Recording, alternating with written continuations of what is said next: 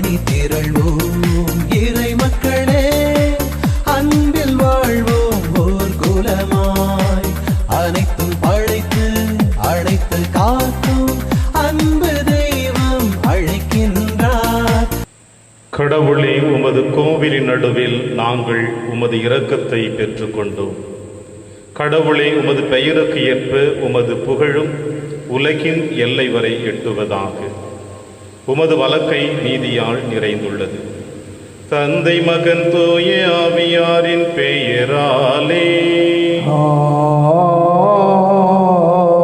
நம் ஆண்டவராகிய இயேசு கிறிஸ்துவின் அருளும் கடவுளின் அன்பும் தூய ஆவியாரின் நட்புறவும் உங்கள் அனைவரோடும் இருப்பதாக.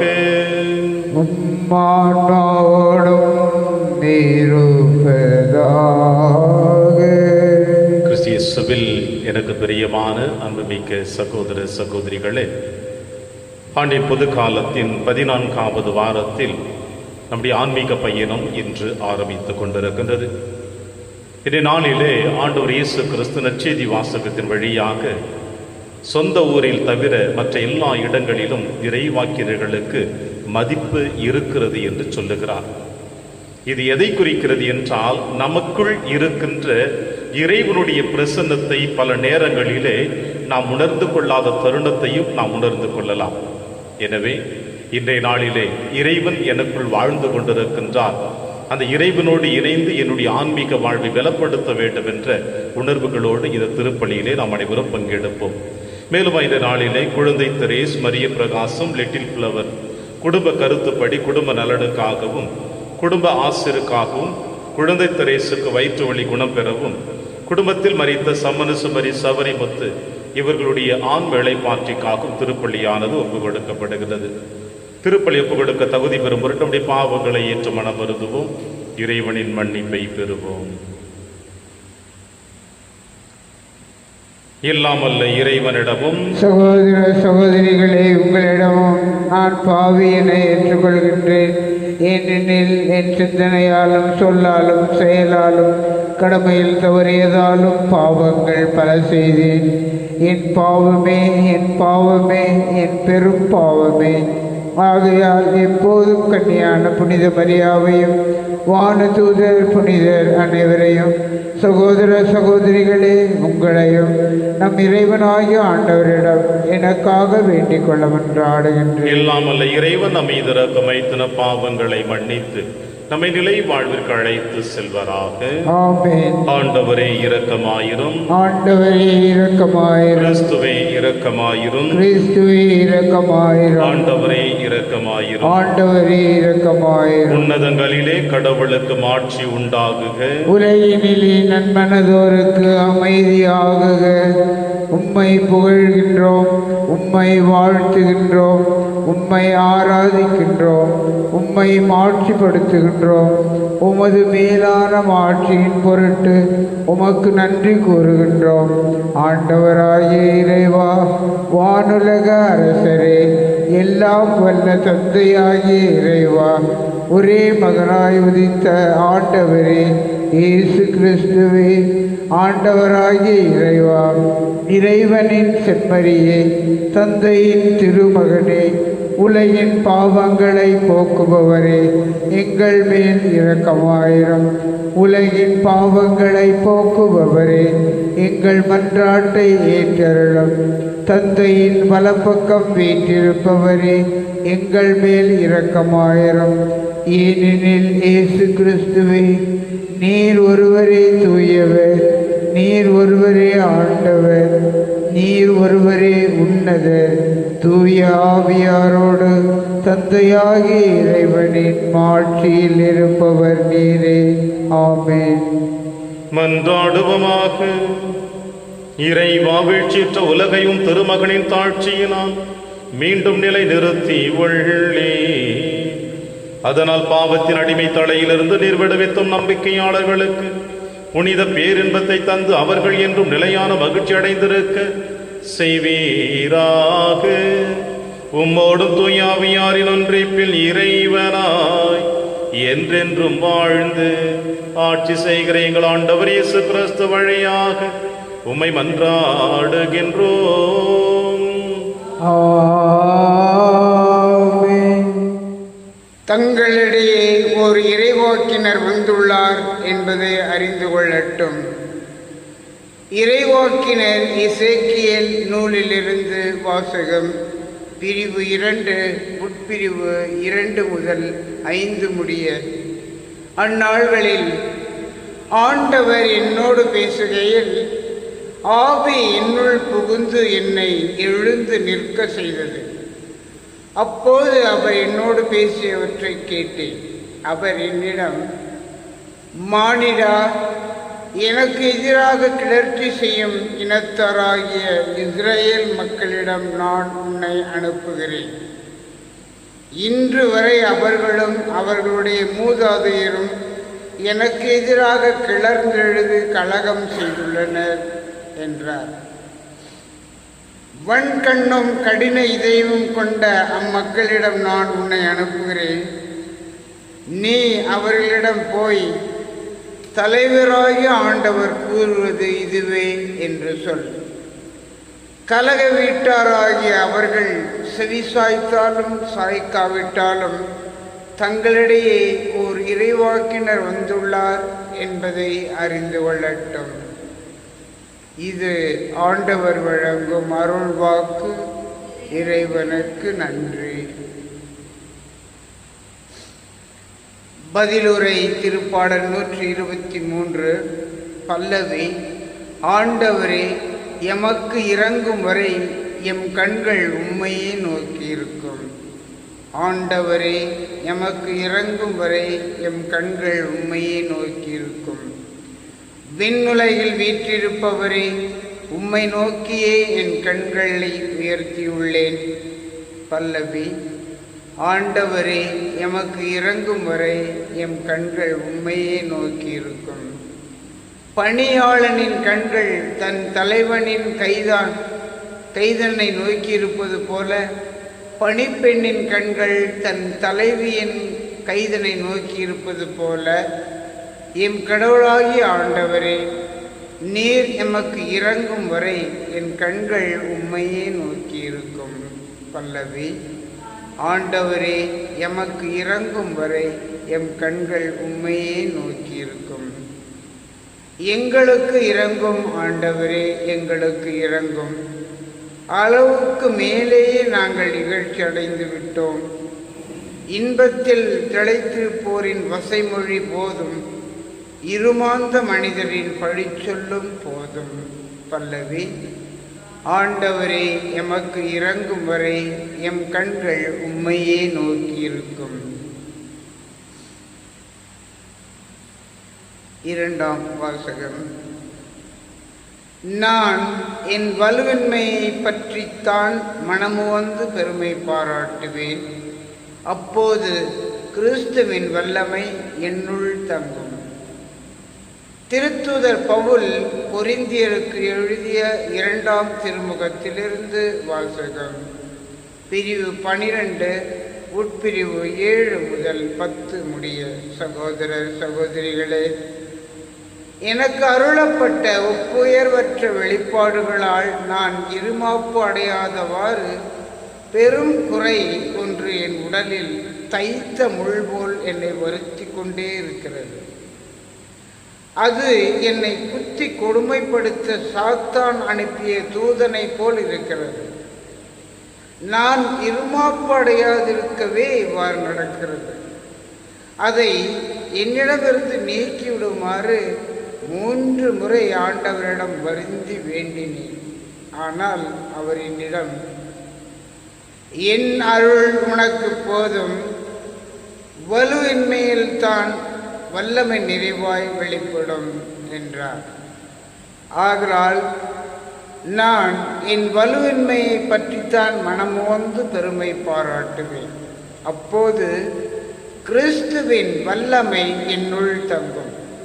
ஆகவே என் வலுவின்மையிலும் இகழ்ச்சியிலும் இடரிலும் இன்னலிலும் நெருக்கடியிலும் கிறிஸ்துவை முன்னிட்டு நான் அகமகிழ்கிறேன். ஏனெனில் நான் வலுவற்றிருக்கும் போது வல்லமை பெற்றவனாக இருக்கிறேன். இது ஆண்டவர் வழங்கும் அருள்வாக்கு. இறைவனுக்கு நன்றி. வாழ்த்துளி. அல்லேலூயா, அல்லேலூயா. ஆண்டவருடைய ஆவி என்மேல் உள்ளது. ஏழைகளுக்கு நற்செய்தியை அறிவிக்க என்னை அனுப்பியுள்ளார். அல்லேலூயா. ஆண்டவர் உங்களோடு இருப்பாராக. தூய மார்க்கு எழுதிய பரிசுத்த நற்செய்தியிலிருந்து வாசகம். ஆண்டவரே, மாட்சி உமக்கே. இயேசு தமது சொந்த ஊருக்கு வந்தார். அவருடைய சீடரும் அவரை பின்தொடர்ந்தனர். ஓய்வு நாள் வந்தபொழுது அவர் தொழுகை கூடத்தில் கற்பிக்க தொடங்கினார். அதை கேட்ட பலர் வியப்பில் ஆழ்ந்தனர். அவர்கள், இவருக்கு இவையெல்லாம் எங்கிருந்து வந்தன? என்னே இவருக்கு அருளப்பட்டுள்ள ஞானம்? என்னே இவருடைய கைகளால் ஆகும் வல்ல செயல்கள்? இவர் தச்சர் அல்லவா? மரியாவின் மகன்தானே? யாக்கோப்பு, யோசே, யூதா, சீமோன் ஆகியோர் இவருடைய சகோதரர் அல்லவா? இவர் சகோதரிகள் இங்கு தம்மோடு இருக்கிறார்கள் அல்லவா என்றார்கள். இவ்வாறு அவரை ஏற்றுக்கொள்ள அவர்கள் தயங்கினார்கள். இயேசு அவர்களிடம், சொந்த ஊரிலும் சுற்றத்திலும் தம் வீட்டிலும் தவிர மற்றெங்கும் இறைவாக்கினர் மதிப்பு பெறுவர் என்றார். அங்கே உடல் நலமற்றோர் சிலர் மேல் கைகளை வைத்து குணமாக்கியதை தவிர வேறு வல்ல செயல் எதையும் அவரால் செய்ய இயலவில்லை. அவர்களது நம்பிக்கையின்மையை கண்டு அவர் வியப்புற்றார். அவர் சுற்றிலும் உள்ள ஊர்களுக்கு சென்று கற்பித்து வந்தார். ஆண்டவரின் அருள்வாக்கு. கிறிஸ்துவே, உமக்கு புகழ்.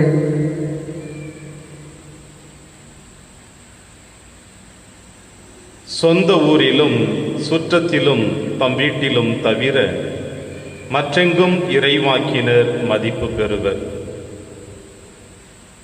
கிறிஸ்து இயேசுவில் எனக்கு பிரியமான என் அன்புமிக்க சகோதர சகோதரிகளே, ஆண்டின் பொது காலத்தின் 14வது வாரத்தில் நம் ஆன்மீக பயணம் இறைவனோடு இணைத்து நாம் என்றும் அவருடைய வார்த்தைகளை நம்முடைய உள்ளத்தின் ஆழத்திலே பதித்து வைத்து அவருக்குரிய பிள்ளைகளாக இந்த மண்ணுலகிலே வாழ நாம் முயற்சி எடுத்துக் கொண்டிருக்கின்றோம் என்பதற்கு ஒவ்வொரு நாளும் இறைவன் உங்களையும் என்னையும் பாதுகாத்து வழிநடத்தி வந்து கொண்டிருக்கிறார் என்பதற்கும் இதோ இன்றைய நாளிலே அவருடைய முன்னிலையில் அமர்ந்திருக்கின்ற இதுவே ஒரு சிறந்த சாட்சியமாக காணப்படுகிறது. பிரியமான தேவ பிள்ளைகளே, இன்றைய அன்றாட உலகிலே நம்முடைய வாழ்க்கையில் சந்திக்கக்கூடிய ஒரு யதார்த்தமான நிகழ்வினை இன்றைய நற்செய்தி வாசகம் உங்களுக்கும் எனக்கும் வெளிப்படுத்துகின்றது. இது உலகத்தில் வாழ்ந்து கொண்டிருக்கின்ற எல்லா மனிதர்களுமே தன்னுடைய குறைகளிலிருந்து வளர்ச்சி அடைய வேண்டும் என்றுதான் நாம் விரும்புகின்றோம். குறைகள் என்று சொன்னாலே அது பொருளாதார ரீதியாக இருக்கட்டும், நம் உடல்நிலையாக இருக்கட்டும், எல்லா வகைகளிலுமே நம்முடைய வாழ்க்கையில் சந்திக்கக்கூடிய குறைகளிலிருந்து சற்று நாம் வளர்ந்து கொண்டே செல்ல வேண்டும் என்று நாம் விரும்புகின்றோம். இந்த வளர்ச்சியை நோக்கி பயணிக்கின்ற பொழுது 2 விதமான காரணங்கள் உங்களையும் என்னையும் வளர விடாமல் தடுப்பதை நாம் அறிந்த ஒரு உண்மைகளும் இருக்கின்றன. ஏனென்றால் இந்த உலகத்திலே நம்முடைய சமுதாயத்திலே வாழ வேண்டும் என்று விரும்புகின்ற நாம் நம்மோடு இறைவன் கொடுத்திருக்கின்ற திறமைகளை பயன்படுத்த விரும்புகின்ற நாம் எல்லாருடைய வாழ்க்கையை விட நாமும் சற்று உயர்ந்திருக்க வேண்டும் என்று விரும்புகின்ற நாம் நம்முடைய முயற்சிகள் எடுத்து வைக்கின்ற பொழுது தடைகளை நாம் சந்திக்கின்றோம். 2 விதமான தடைகள், காரணங்கள் என்று சொன்னேன். அது ஒன்று என்னவென்றால், நமக்குள் இருக்கின்ற அந்த பலவீனம், என்னால் முடியுமா என்ற சந்தேகம். முதலிலே என்னால் முடியுமா, எனக்கு இது சாத்தியமா, என்னை யார் அடுத்தவர்கள் பார்த்தால் என்னை எப்படி சொல்லுவார்கள், இப்படிப்பட்ட தாழ்வு மனநிலை நம்முடைய உள்ளத்தின் ஆழத்தில் எழ ஆரம்பிக்கின்றது. இப்படி தாழ்வு நிலைகள் நம்முடைய உள்ளத்தின் ஆழத்திலே எழுகின்ற பொழுது நம்முடைய வளர்ச்சியை நாமே முழுவதுமாக முட்டுக்கட்டையாக தடுத்து நிறுத்தி விடுகின்றோம். இப்படிப்பட்ட மனநிலைகள் பலவீனங்கள் என்று சொல்லுவார்கள் மனநல மருத்துவர்கள் இந்த வார்த்தையை. நமக்குள் ஏற்படுகின்ற பலவீனங்களை அதை நாம் சரியாக பயன்படுத்தாமல் அதை இன்னும் அதிகமாக வளர்த்து கொண்டே நம்முடைய வளர்ச்சிக்கே நாமும் முட்டுக்கட்டையாக நின்று கொண்டே இருக்கின்றோம். இது முதல் விதமான காரணம். இரண்டாவது காரணம், நம்முடைய வளர்ச்சியை பார்க்கின்ற எதிரணிகள், நம்மோடு வாழ்ந்து கொண்டிருக்கின்ற எதிரே இருக்கின்ற மக்கள் நாம் எடுக்கின்ற முயற்சிகளிலே அதற்கு தடையாக நிற்பார்கள். நம்முடைய குடும்ப சூழ்நிலைகள், கடந்த கால வாழ்க்கைகள், இவை அனைத்தையும் சொல்லி நமக்கு எதிராக எதிர்மறையாக நின்று நம்முடைய வாழ்வை, நம்முடைய வளர்ச்சியை தடுத்து கொண்டே இருப்பார்கள்.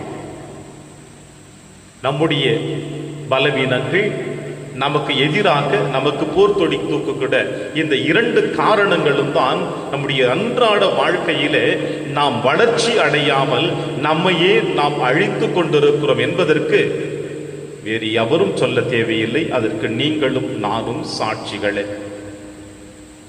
ஒரு சில உள்ளங்கள் எதிரணிகளுடைய எதிர்ப்புகளினால் வளர முடியாமல் இருப்பார்கள். ஒரு சில உள்ளங்கள் தங்களுடைய பலவீனத்தினால் வளர முடியாமல் இருப்பார்கள். இவை இரண்டும் எப்பொழுது ஒரு மனிதனை தாக்கி கொண்டிருக்கின்றதோ அப்பொழுது எந்த ஒரு மனிதனுடைய வாழ்க்கையிலுமே வளர்ச்சியை காண முடியாது. அதற்கு சிறந்த ஒரு உதாரணமாகத்தான் இன்றைய நற்செய்தி வாசகமும் இன்றைய 3 வாசகம் நமக்கு தெளிவுபடுத்துகின்றது. ஆண்டவர் இயேசு கிறிஸ்து தம்முடைய சொந்த ஊருக்கு வந்து தொழுகை கூடத்திலே போதிக்க ஆரம்பிக்கின்றார்.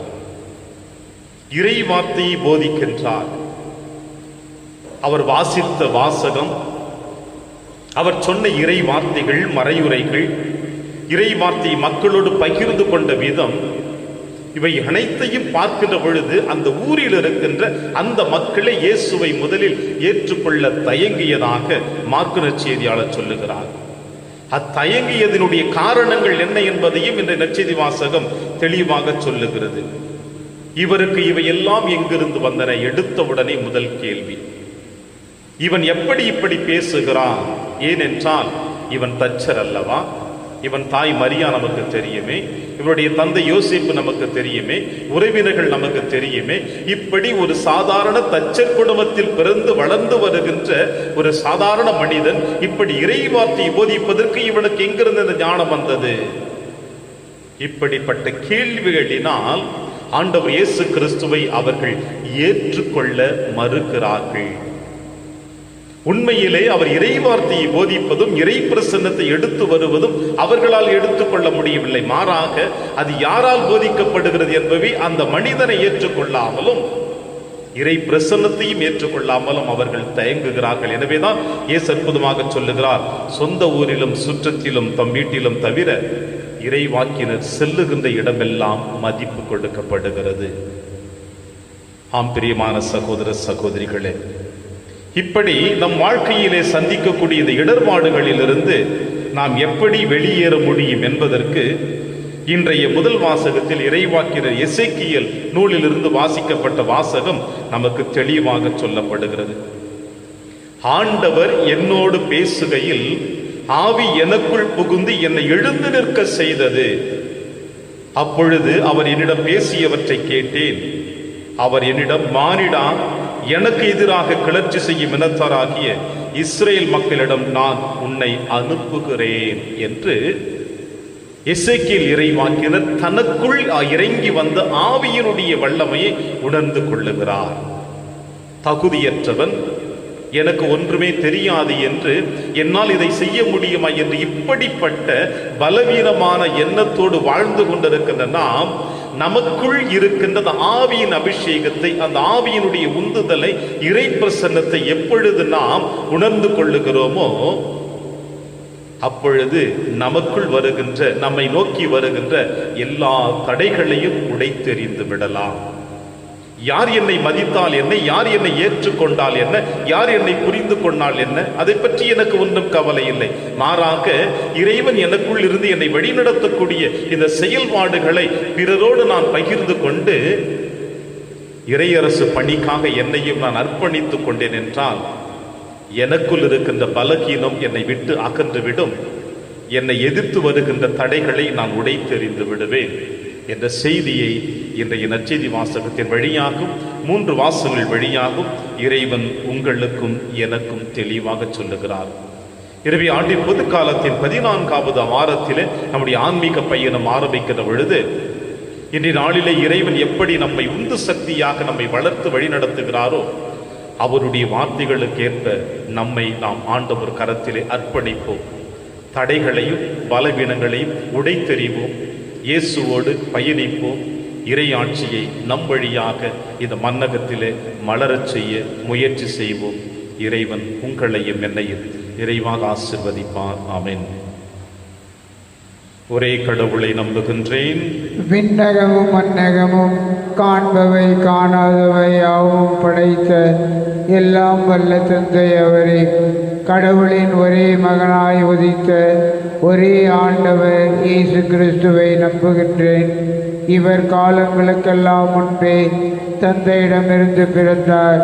கடவுளினின்று கடவுளாக, ஒளியினின்று ஒளியாக, உண்மை கடவுளினின்று உண்மை கடவுளாக உதித்தவர். இவர் உதித்தவர், உண்டாக்கப்பட்டவர் அல்லர், தந்தையோடு ஒரே பொருளானவர். இவர் வழியாகவே யாவும் படைக்கப்பட்டன. மனிதர் நமக்காகவும் நம் மீட்புக்காகவும் விண்ணகமிருந்து இறங்கினார். தூய ஆவியால் கன்னி மரியாவிடம் உடலெடுத்து மனிதரானார். மேலும் நமக்காக பொந்திய பிலாத்தின் அதிகாரத்தில் சிலுவையில் அறையப்பட்டு இறந்து அடக்கம் செய்யப்பட்டார். மறைநூல்களின்படி 3ஆம் நாள் உயிர்த்தெழுந்தார். விண்ணகத்துக்கு எழுந்தருளி எல்லாம் வல்ல தந்தையின் வலப்பக்கம் வீற்றிருக்கின்றார். வாழ்வோரையும் இறந்தோரையும் தீர்ப்பிட மாட்சியுடன் மீண்டும் வர இருக்கின்றார். அவரது ஆட்சிக்கு முடிவிராது. தந்தையிடமிருந்தும் மகனிடமிருந்தும் புறப்படும் ஆண்டவரும் உயிரளிப்போருமான தூய ஆவியாரை நம்புகின்றேன். இவர் தந்தையோடும் மகனோடும் ஒன்றாக ஆராதனையும் ஆட்சியும் பெறுகின்றார். இறைவாக்கினர்கள் வாயிலாக பேசியவர் இவரே. ஒரே புனித கத்தோலிக்க திருத்தூதர் வழிவரும் திரு அவையை நம்புகின்றேன். பாவ மன்னிப்புக்கான ஒரே திருமுழுக்கை ஏற்றுக்கொள்கின்றேன். இறந்தோரின் உயிர்ப்பையும் வரவிருக்கும் மறு உலக வாழ்வையும் எதிர்பார்க்கின்றேன். ஆமென்.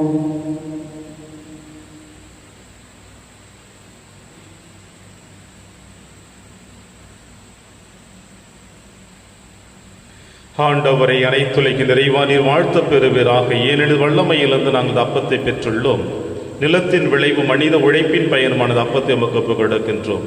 இது எங்களுக்கு வாழ்வளிக்கும் அப்பமாக மாறும். இறைவன் என்றென்றும் வாழ்த்து பெறுவாராக.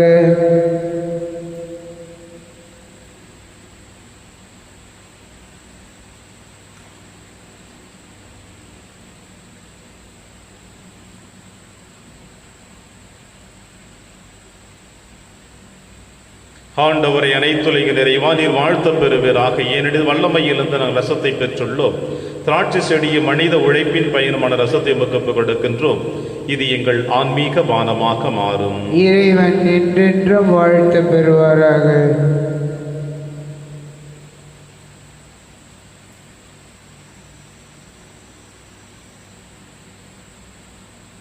சகோதர சகோதரிகளை, என்னுடையதும் உங்களுடையதுமான இப்பலி இல்லாமல தந்தையாக இறைவனுக்கு ஏற்றதாகும்படி செவியுங்கள்.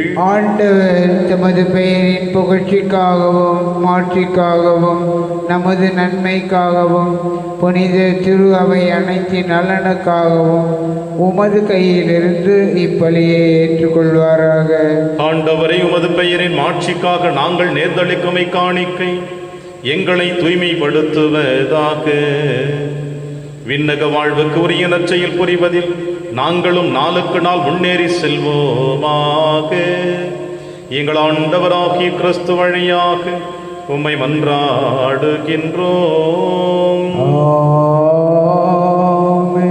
ஆண்டவர் உங்களோடு இருப்பாராக.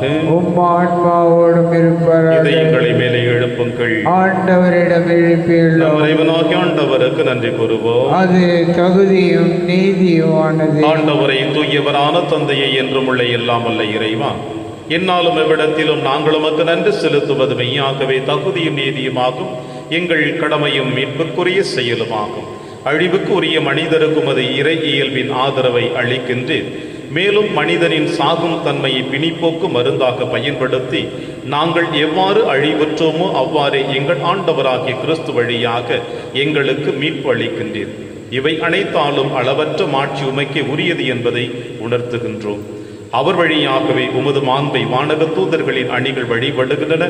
உமது திருமுனி காலத்தும் மகிழ்கின்றன. அவர்களோடு எங்கள் குரலையும் சேர்த்துக் கொள்ளுமாறு நாங்கள் உம்மை தாழ்மையுடன் இறைஞ்சி புகழ்ந்து அக்களித்து சொல்லுவதாவது: தூயவர் தூயவர் தூயவர், வான்படைகளின் கடவுளாம் ஆண்டவர். விண்ணகமும் மன்னகமும் உமது மாட்சியால் நிறைந்துள்ளன. உன்னதங்களிலே ஓசன்னா. ஆண்டவர் பெயரால் வருகிறவர் ஆசி பெற்றவர். உன்னதங்களிலே ஓசன்னா. ஆண்டவரே, நீர் மெய்யாகவே தூயவர், தூய்மை அனைத்திற்கும் முற்றாகவே. உம்முடைய ஆவியை பொழிந்து இக்காணிக்கைகளை தூய்மைப்படுத்த உம்மை வேண்டுகிறோம். இவ்வாறு எங்கள் ஆண்டவர் இயேசு கிறிஸ்துவின் உடலும் இரத்தமுமாக எங்களுக்கு இவை மாறுவனவாக. அவர் பாடுபட உளம் கணிந்து தம்மை கையளித்த போது அப்பத்தை எடுத்து நன்றி செலுத்தி அதை பிட்டு தம் சீடருக்கு அளித்து அவர் கூறியதாவது: அனைவரும் இதிலிருந்து பெற்று உண்ணுங்கள், ஏனெனில் இது உங்களுக்காக கையளிக்கப்படும் என் உடல்.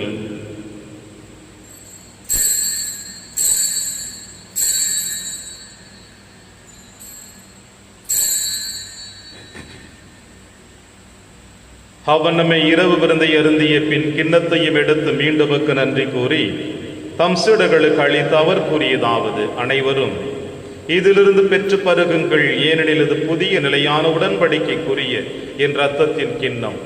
இது பாவ மன்னிப்புக்கென்று உங்களுக்காகவும் பலருக்காகவும் சிந்தப்படும். இதை என் நினைவாக செய்யுங்கள்.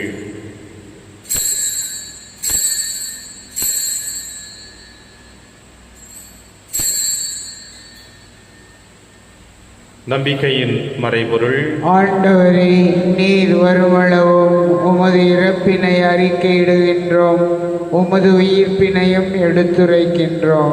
ஆகவே ஆண்டவரே, நாங்கள் கிறிஸ்துவின் இறப்பினையும் உயிர்ப்பினையும் நினைவு கூர்ந்து வாழ்வு தரும் அப்பத்தையும் மீட்பளிக்கும் கிண்ணத்தையும் உமக்கு கொடுக்கின்றோம்.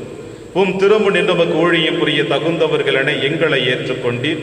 எனவே உமக்கு நன்றி செலுத்துகின்றோம். மேலும் கிறிஸ்துவின் உடலிலும் இரத்தத்திலும் பங்கு கொள்ளும் எங்களை தூய ஆவியார் ஒன்று சேர்க்க வேண்டும் என உம்மை தாழ்மையுடன் மன்றாடுகின்றோம். ஆண்டவரே, உலகெங்க பரவி இருக்கும் திரு அவை நினைவு கூர்ந்தருளும். எங்கள் திருத்தந்தை பிரான்சிஸ், எங்கள் ஆயர் ஆண்டனி சுவாமி, எல்லா திரு நிலையினர் ஆகிய அனைவரோடும் உமது திரு அவை அன்பில் நிறைவு பெற செய்தருளும். தந்தையே, நீளுடன் அழைத்துக் கொண்ட சம்மனசுமரி சபரிமுத்து என்ற அடியார்களை நினைவு கூர்ந்தருளும். உம் திருமகனோடு அவரது இறப்பில் இணைக்கப்பட்டிருந்த இவர்கள் உயிர்ப்பிலும் அவரை போல் இருக்க செய்தருளும். மேலும் உயிர்த்தெழும் எதிர்நோக்குடன் துயில் கொள்ளும் எங்கள் சகோதர சகோதரிகளையும் இறந்தோர் அனைவரையும் இரக்கத்தோடு நினைவு கொண்டு திருமகளில் ஏற்றருளும். எங்கள் அனைவர் மீதும் இரக்கமாயிரும். கடவுளின் கன்னி தாயான புனித மரி, அவருடைய கணவரான புனித யோசேப்பு, புனித திருத்தூதர்கள், புனித பிரான்சிஸ் சேவேரியார், புனித கஸ்பார் மற்றும் இவ்வுலகில் முகமுதவராகிய புனிதர் அனைவருடனும் நாங்கள் நினைவாழ்வில் பங்கு கொள்ளும் தகுதி பெற்று உம் திருமகன் இயேசு கிறிஸ்து வழியாக உம்மை புகழ்ந்தேத்து மரமுருள உம்மை மன்றாடுகின்றோம்.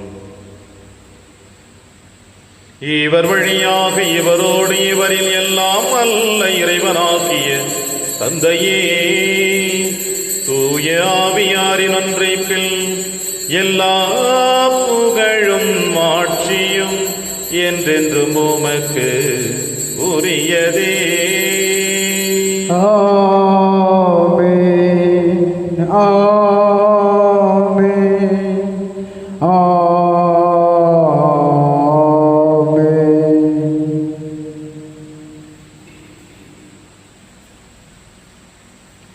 மீட்பரின் கட்டளையால் கற்பிக்கப்பட்டு இறை படிப்பினையால் பயிற்சி பெற்ற நாம் அனைவரும் துணிந்து சொல்வோம். விண்ணுலகில் இருக்கிற எங்கள் தந்தையே, உமது பெயர் தூயது என போற்ற பெறுக.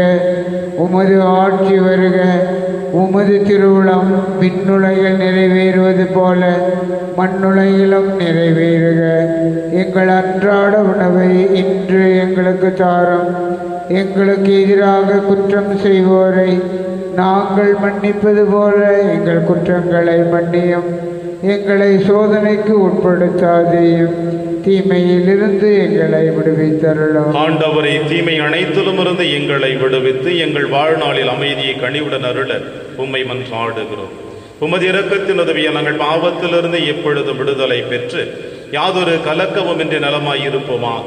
நாங்கள் எதிர்நோக்கி இருக்கும் பேரின்பத்திற்காகவும் எம் மீட்பராகிய இயேசு கிறிஸ்து வருகைக்காகவும் காத்திருக்கின்றோம். ஏனெனில் ஆட்சியும் வல்லமையும் ஆட்சியும் என்றென்றும் உமதே. ஆண்டவரே இயேசு கிறிஸ்துவே, அமைதியை உங்களுக்கு விட்டுச் செல்கிறேன், அமைதியை உங்களுக்கு அளிக்கிறேன் என்று உம் திருத்தூதர்களுக்கு வழிதீரேன். எங்கள் பாவங்களை பாராமல் திரு அவையின் நம்பிக்கையை கண்ணோக்கி உமது திருவுளத்திற்கேற்பதற்கு அமைதி முற்றுமை அளித்தொள்வீராக. என்று வாழ்ந்து ஆட்சி செய்கின்றவர் நீரே. ஆண்டவருடைய அமைதி உங்கள் அனைவரோடும் என்றும் இருப்பதாக. ஆன்மாவோடும் இருப்பதாக. ஒருவருக்கொருவர் உறவின் வாழ்த்தை அறிவித்து மகிழ்வோம். சமாதானம்.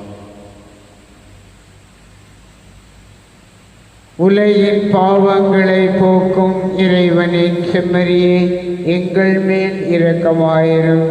உலகின் பாவங்களை போக்கும் இறைவனின் செம்மறியே, எங்கள் மேல் இரக்கமாயிரும். உலகின் பாவங்களை போக்கும் இறைவனின் செம்மறியே, எங்களுக்கு அமைதியை அளித்தருளும். இதோ இறைவனின் செம்மறி, இவரை நம் அனைவரின் பாவங்களை போக்குகின்றவர். செம்மறியின் விருந்திற்கு அழைக்க பெற்ற நம் அனைவரும் பேறு பெற்றோர். ஆண்டவரே, நீர் என் இல்லத்தில் எழுந்தருள நான் தகுதியற்றவன்.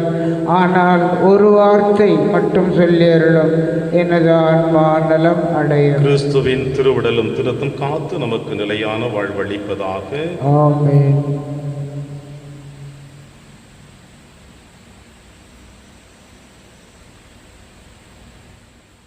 கிறிஸ்துவின் ஆன்மாவே, என்னை புனிதமாக்கும். கிறிஸ்துவின் திருவுடலே, என்னை மீட்டருளும். கிறிஸ்துவின் திருரத்தமே, எனக்கு எழுச்சியூட்டும். கிறிஸ்துவின் விழாவின் தண்ணீரே, என்னை கழுவிடுமே. கிறிஸ்துவின் பாடுகளே, என்னை தேற்றிடுமே. ஓ நல்ல இயேசுவே, எனக்கு செவிசாயும். உம் திருக்காயங்களுள் என்னை மறைத்தருளும்.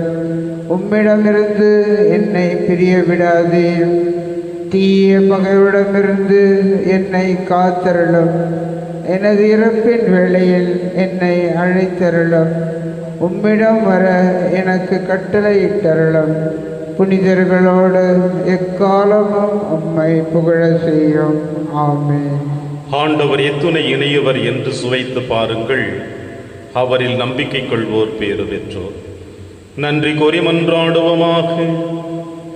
ஆண்டவரே, மாண்புக்குரிய கொடைகளால் நிறைவு பெற்ற நாங்கள் உம்மை வேண்டுகின்றோம்.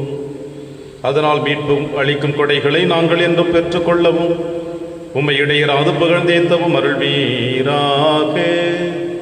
எங்கள் ஆண்டவராகிய கிறிஸ்து வழியாக உம்மை மன்றாடுகின்றோம்.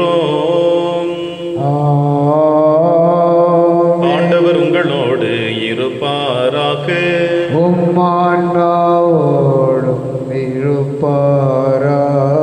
எல்லாம் வல்ல இறைவன் தந்தை, மகன், தூயாவியார் உங்கள் அனைவரையும் நிறைவாக ஆசீர்வதிப்பாராக.